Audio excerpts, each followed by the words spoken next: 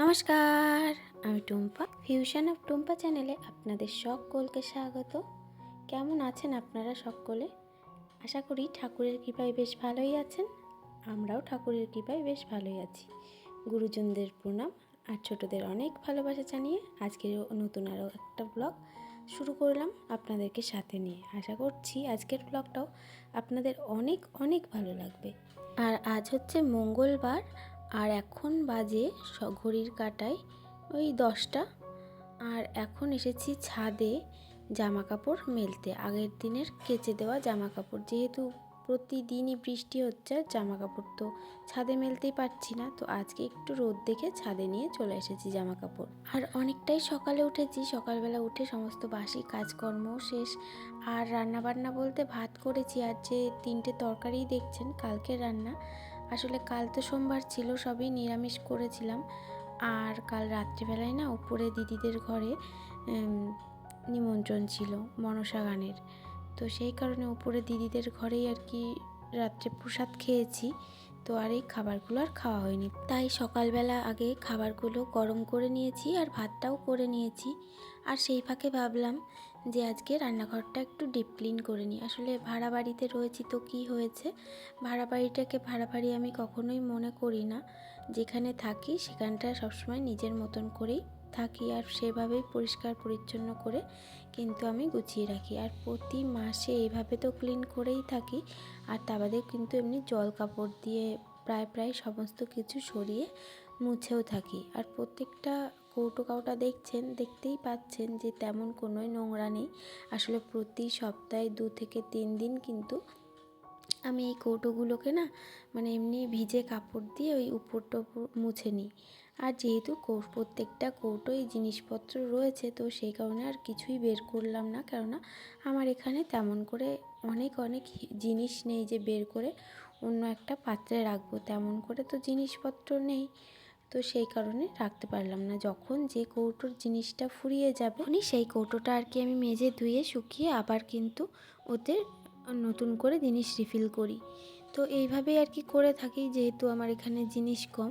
এখানে কেন, যখনই বাড়িতেও যখন ছিলাম তখনও তাই করতাম, আর এখানেও তাই করি। আসলে দেখবেন ওরকম জিনিস ফুরিয়ে গেলে ওরকম একটা একটা করে জিনিসপত্র ধুলে পরিষ্কার করলে না জিনিসগুলো পরিষ্কারও থাকে আর পরিশ্রমও কম হয়। তো সেই কারণে এইভাবেই আর কি করে থাকি। আর মাসে একটা দিন তো একটু ভালো করে ক্লিন করতেই হয়। আর যেহেতু প্রতি মাসে আমাদের গ্রসারি বাজার আসে, পুরো মাসের মুদি সদাই, তো সেই কারণে তার আগে একটু পরিষ্কার করে নেওয়ার চেষ্টা করি। আর পরিষ্কার করে তারপরে জিনিসপত্রগুলো রিফিল করার চেষ্টা করি, সেগুলোকে গুছিয়ে রাখি। আর তারপরেই আর কি যখন যেটা প্রয়োজন হয় সেটাকে আর কি আমি কৌটোর মধ্যে ঢেলে নিই, যতটুকুনি প্রয়োজন হয় ততটুকুনি আর কি ঢালি। আর এই একটা মশলার ডিব্বা, যেটা মানে কি মশলার কৌটো, যার মধ্যে 6-7 রকমের মশলা রাখা যায়। আর এইটা যে কী সুবিধা রান্নার সময় আপনাদেরকে কি বলবো। এরকম একটা মশলার ডিব্বা থাকলে ওই যে বারবার একটা কৌটোর মুখ খুলতে হয় না, আর মশলা নিতে হয় না, একবারে একটা মুখ খুললেই সুন্দরভাবে মশলাগুলো নেওয়া হয়ে যায়। তো সেই কারণে আর দেখুন প্রত্যেকটা মশলার ডিব্বায় কিন্তু মশলা রয়েছে। আর কয়েকদিন আগেই আর কি আমি এটা মেজেছিলাম, তো সেই কারণে আর এইগুলোর থেকে যে মশলা ঢেলে পরিষ্কার করলাম না, শুধু কৌটোটাই মেজে পরিষ্কার করে নিলাম। তো আপনাদের সঙ্গে গল্প করতে করতে তো দেখুন ভালো করে একদম ওগুলো মেজে ঘষে ভালো করে ধুয়ে আবার শুকনো একটা কাপড় দিয়ে মুছে সুন্দর করে সেগুলোকে রেখে দিলাম। আসলে দেখবেন এইভাবে পরিষ্কার পরিচ্ছন্ন করে রাখলে নিজের মনটা ভীষণই ভালো লাগে। তো আমি তো সেইভাবেই করে থাকি। আর দেখুন তেলের ডিব্বাগুলো কিন্তু মাজা ধোয়া আর তারপরেই কিন্তু তেল ভরা ছিল। আসলে কালকে না ভীষণ প্রয়োজন ছিল তেল ভরার, আর তার আগে আমি কৌটোগুলো ধুয়েও রেখেছিলাম। তো সেই কারণে আর এখন শুধুই একটু আধটু তেল পড়ে, সেই জন্য একটু ভালো করে বাইরেটা আবার একটু মেজে নিলাম, নিয়ে মুছে নিলাম। আর যে বাস্কেটটার মধ্যে আর কি তেলের কন্টেনারগুলো রাখি, সেই কন্টেনারটাকেও ভালো করে মেজে ধুয়ে মুছে তার মধ্যে একটা টিস্যু দিয়ে তার মধ্যে আর কি তেলের বোতলগুলো রাখলাম। তাহলে ওই কন্টেনারটা বা বাস্কেটটা মানে নোংরা হবে কম। আর এই যে দেখুন মিক্সার মেশিনটা অনেক দিন, প্রায় 15 দিন পরিষ্কার করা হয় না, বেশ ভালো ধুলো পড়েছে। আর যেহেতু কালো রঙের মিক্সার মেশিন, তো সেই কারণে দেখুন মানে ময়লাটাও ভালো বোঝাও যাচ্ছে। তো সেই কারণে ভাবলাম একেবারে সমস্ত কিছু যখন ক্লিন করছি তো এটা কি অন্যায় করলো, এটাকেও সুন্দর করে পরিষ্কার করে রেখে দেবো। আবারও বেশ 1 সপ্তাহ 10 দিন ভালোভাবেই আর কি এটা চলে যাবে, আবারও তারপরে ক্লিন করে নেব। আসলে প্রত্যেক দিন সব কিছু তো ক্লিন করা হয় না, তো এরকম একটা রুটিন করে নিলে যে যেটা যখন নোংরা হবে সেটা তখন পরিষ্কার করে নিলাম, তাহলে কিন্তু আমাদের খাটনিটাও কম হবে। তো সেইভাবেই করে থাকি। আর এই যে এই পাশে কন্টেনারগুলো, বড় বড় যে কন্টেনারে জিনিসপত্রগুলো রাখি, সেই জিনিসপত্রগুলো আর কি পরিষ্কার করে নিচ্ছি। আসলে এখানে তো আমার সেমন করে আলমারি বা কোনো কিছুই নেই। এই যে যা দেখতে পাচ্ছেন এগুলোর মধ্যেই আর কি এখানে এসে সমস্ত কিছুই কিন্তু এগুলো নতুন কেনা হয়েছিল। হাজব্যান্ড সমস্ত কিছু আমার সংসারে কিনে সাজিয়ে গুছিয়ে দিয়েছিল, তাই আমি না সবসময় চেষ্টা করি সেই জিনিসগুলোকে, জিনিসগুলো যতই সে কম দাম হোক বা বেশি দাম হোক, সেই জিনিসগুলোকে সুন্দর করে যত্ন করে গুছিয়ে রাখার। আর এই যে দেখুন সমস্ত কিন্তু কিছু ক্লিন হয়ে গেল। আর ফ্রিজটাও ভালো করে আবারও মুছে নিচ্ছি। 2 দিন আগেই মুছেছিলাম, আবারও মুছে নিচ্ছি, কেননা রান্নাঘরে থাকে যেহেতু একটু তো তেল চিটচিটে হয়, তেলের আসে, যদিও বা এগজস্ট আছে কিন্তু তেমন করে না এগজস্টটা কাজ করে না, আর সেই কারণে কিন্তু তেল চিটচিটে একটু হয়। আর এই যে সুইচ বোর্ডটা দেখছেন, এই সুইচ বোর্ডটা কিন্তু মোটেও এরকম ছিল না। সুইচ বোর্ডটা একদম কালো তেল চিটচিটে ছিল, সেটাকে কিন্তু আমি ভালো করে মানে এখানে আসার পর ক্লিন করেছি। তারপরে এই জানলাটাও, এই জানলার যে কাবার্ডগুলো ছিল সেগুলো পুরো কালো ছিল। আমার হাজব্যান্ড মানে ওই পিছন দিক দিয়ে গিয়ে সাবান দিয়ে গরম জল দিয়ে ভালো করে ডলে ডলে কিন্তু ক্লিন করে দিয়েছিল। তারপর থেকে জানলাটা আর তেমন করে নোংরা হয়নি। তবে ওই যে রান্না করি তেল, তারপরে মানে রান্নার যে ধোঁয়া সমস্ত কিছুই তো জানলা দিয়ে যায়, সেই কারণে এই জানলাটা কিন্তু প্রায় তেল চিটচিটে হয়ে যায়। আর তার কারণে কিন্তু আমি এই জানলাটাকে প্রায় এরকম সাবান দিয়ে বা ভিম লিকুইড দিয়ে ডলে পরিষ্কার করে থাকি। আর তার কারণে না সুন্দর পরিষ্কার হয়ে যায়। কিন্তু ওই যে রং উঠে গেছে জানলাটার, সেই জন্য একটু দেখতে খারাপ লাগে, তবে তেল চিটচিটে ভাবটা কিন্তু আর নেই, সুন্দরভাবে পরিষ্কার হয়ে গিয়েছে। আর এদিকে দেখুন গ্যাসটাকেও ভালো করে মেজে নিলাম, আর স্ল্যাবটাকে তো সুন্দর করে মেজে নিলামই। আর এই স্ল্যাবটা দেখতেই পাচ্ছেন অনেকটা উঁচু, আর এই একটাই স্ল্যাব, সেই কারণে একটু কাজ করতেও অসুবিধা হয়। দেখবেন একবার নিচ আর একবার উপর করতে হয়, সেই কারণে না আমি স্ল্যাবের উপরে খুব বেশি জিনিসপত্র রাখি না। এই যে শুধুমাত্র এই কয়েকটা চামচ আর হাতাখুন্তি রাখার জন্য আর কি কয়েকটা বোতল কেটে আমি ওই চামচদানি বা হাতাখুন্তি স্ট্যান্ড বানিয়ে নিয়েছি। আসলে সব কিছু যে সবসময় টাকা পয়সা দিয়ে কিনতে হবে, সেটা কিনেই সেটাকে ব্যবহার করতে হবে সেটা কিন্তু নয়। কখনো কখনো কোনো জিনিস কিন্তু নিজের বুদ্ধি করেও সেটা ঘরেতে বানিয়ে নিয়ে জিনিস থাকে অনেক সময় অনেক কিছুই, সেটাকে ইউজ করলে কিন্তু বেশ ভালো হয়, আর সেখানে কিন্তু অনেকটা টাকাও সাশ্রয় হয়। তবে ওই জিনিসগুলো যদি একটু রং করতে পারতাম দেখতে আরও ভালো লাগতো। তবে কি বলুন তো, আমার কাছে তো রং নেই, সেই কারণে যেটা আছে সেরকমভাবেই রেখেছি, আর দেখতে কিন্তু খুব একটা খারাপ লাগছে না।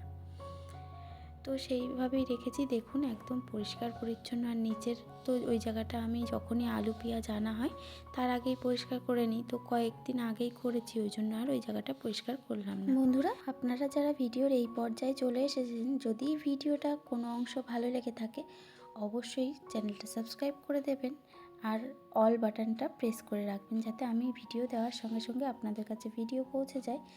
আর অবশ্যই ভিডিওটা দেখে একটা লাইক করতে ভুলবেন না, আর একটা কমেন্ট করে আমাকে অবশ্যই জানাবেন। তো এই যে দেখুন সমস্ত কিছু করে স্নান করে পুজোও দিয়ে দিয়েছি, আর তারপরে ওই যে খাওয়া দাওয়া করব তার জন্য একটু ডিমও ভেজে নিয়েছি, মনাদেরকে খাইয়েও দিয়েছি, আর তার সাথে সাথে দেখুন আমিও খাবারটা নিয়ে বসে পড়েছি। আর দেখতেই পারলেন বৃষ্টিটা, প্রত্যেক দিন বৃষ্টি বন্ধ হওয়ার কোনো নাম বন্ধই নিচ্ছে না। তো যাই হোক, গ্রসারি বাজারগুলো আগের দিন আনা হয়েছিল, সেগুলোকে আজকে গুছিয়ে রাখবো। আর আমি প্রতি মাসেই আর কি মাস শেষ হওয়ার পরে একটা লিস্ট করে রাখি যে কি আমার প্রয়োজন আর কি প্রয়োজন না, আর সেইভাবেই বাজারটা করি। তো আমার কাছে যেমন এই মাসে বেশ কিছু মশলা ছিল, তো সেই জন্য সেই সব মশলাগুলো আর আমি আনাইনি। তবে তেলটা একদমই বাড়ন্ত ছিল বলে 4 প্যাকেট তেল আনিয়েছি। মুসুর ডালটাও ছিল না একেবারে, তো সেটাকেও 1 কেজি আনিয়েছি। আমাদের সারা মাসে 1 কেজি মুসুরির ডাল হলে হয়ে যায়, যেহেতু ডালটা একটু বেশি খাওয়া হয়, বাচ্চাদের ডালটা একটু লাগে, সেই কারণে আর কি ডাল আর ডিমটা প্রচুর লাগে আমাদের। আর এই যে মুড়িটাও আমার বেশ লাগে, আমার তো সন্ধেবেলা একটু মুড়ি না হলে হয় না, আমি মুড়ি খেতে ভীষণই ভালোবাসি। তাই হাজব্যান্ড এক কাজ করে 1 কিলো করে প্রতি মাসে মুড়ি নিয়ে আসে। তো সেই আর কি মুড়ি একটু চানাচুর, পেঁয়াজ, লঙ্কা, শসা দিয়ে খেতে কিন্তু বেশ ভালো লাগে। আর যে কোনো তরকারি দিয়ে মুড়ি খেতে তো আমার তো বেশ ভালো লাগে। আর এই যে দেখুন এই মশলাগুলো রয়ে গিয়েছে, সর্ষে, তারপরে হলুদ, তারপরে জিরের গুঁড়ো, হ্যাঁ, তো আর একটা বিরিয়ানি মশলা, একটা তন্দুরি মশলা, তো সেইগুলো আর আনাইনি। যেমন গোলমরিচের গুঁড়ো, এই যে দেখতেই পাচ্ছেন, দারচিনি, এটা একটা কিশমিশ, একটু কাজু, একটা জিরে, গোটা জিরে অল্প রয়েছে, তো সারা মাস তো সেইটুকুনি তো চলবে না, তো সেই কারণে আনা হয়েছে। আর এগুলো কিন্তু প্যাকেট মশলা না, এগুলো লুজি।